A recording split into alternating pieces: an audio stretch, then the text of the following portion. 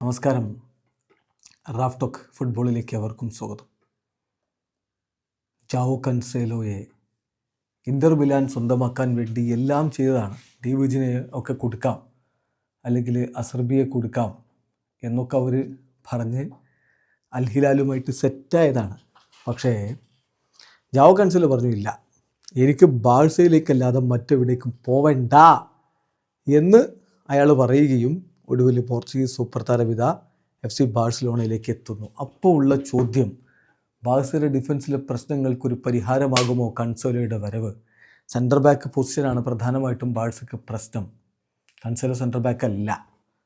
ഇപ്പോൾ സ്പാനിഷ് മാധ്യമങ്ങൾ റിപ്പോർട്ട് ചെയ്യുന്ന കാര്യം, ഈ വിൻ്റർ ട്രാൻസ്ഫർ വിൻഡോയിൽ ഒരു സെൻറ്റർ ബാക്കിനെ എത്തിക്കുക എന്നുള്ളതായിരുന്നു ഹൻസി ഫ്ലിക്കിൻ്റെ താല്പര്യം. പക്ഷേ നിലവിൽ റെഡി ടു സ്റ്റാർട്ട് എന്ന രൂപത്തിലുള്ള ഒരു സെൻറ്റർ ബാക്കിനെ എത്തിക്കാൻ കഴിയില്ല, ബാഴ്സയ്ക്ക് കഴിയില്ല എന്ന് മനസ്സിലാക്കിയതോടുകൂടി ജാവോ കൻസേലോയെ സൈൻ ചെയ്യാൻ അദ്ദേഹം സമ്മതിക്കുകയായിരുന്നു എന്നാണ് സ്പാനിഷ് മാധ്യമങ്ങൾ റിപ്പോർട്ട് ചെയ്യുന്നത്. അപ്പോൾ കൻസേലോയെ കൊണ്ടുവന്നാൽ എന്തു ഗുണം? 5 കാര്യങ്ങളുണ്ട് ഇതിൽ പ്രധാനമായിട്ടും. ഒന്ന്, അദ്ദേഹത്തെ വിങ്ങിൽ കളിപ്പിക്കാം.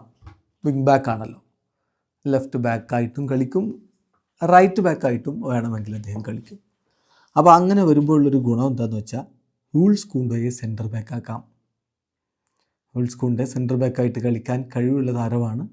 അദ്ദേഹത്തെ വിങ്ങിൽ ഫുൾ ബാക്കായിട്ട് ഉപയോഗിക്കുന്നത് മാത്രം. സോ യൂൾസ് കൂണ്ടയെ സെൻറ്റർ ബാക്കാക്കാൻ പറ്റുമെന്നുള്ളതാണ് ഏറ്റവും പ്രധാനപ്പെട്ട കാര്യം. പിന്നെ ലാമിൻ യമാലുമായിട്ട് ലിങ്കപ്പ് പ്ലേ നടത്താൻ പറ്റും, അദ്ദേഹത്തിന് ഓവർലാപ്പ് ചെയ്യാൻ പറ്റും. അതുപോലെ തന്നെ അദ്ദേഹത്തിന് സ്പേസ് ക്രിയേറ്റ് ചെയ്തുകൊണ്ട് പ്ലസ് ഇൻസൈഡ് റൺസ് അദ്ദേഹത്തിന് നടത്താൻ പറ്റും. ഇങ്ങനെയുള്ള ഗുണങ്ങൾ അദ്ദേഹത്തിനുണ്ട്. അതാണ് അടുത്ത ഒരു കാര്യം.